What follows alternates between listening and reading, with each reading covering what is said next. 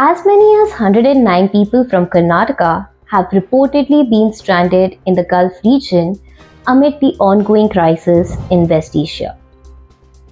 According to a statement issued by the Office of Karnataka Chief Minister Siddaramaiah, 100 individuals are currently stuck in Dubai, in the United Arab Emirates, while 9 others are in Bahrain.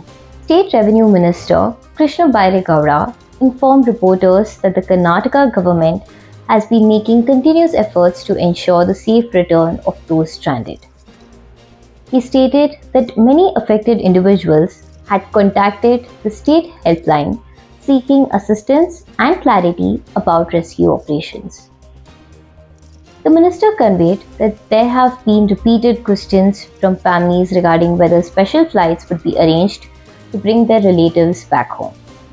He said the state government has taken up the matter with the central government and requested urgent intervention. The center had responded that air traffic in the affected region is currently suspended and no flights are allowed to operate at this time.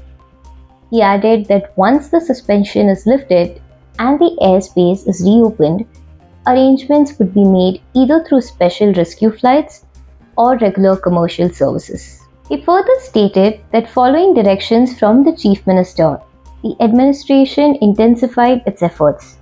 Officials from the Disaster Management Department, including the Principal Secretary and the State Emergency Operations Center, have reportedly been working continuously since Saturday night.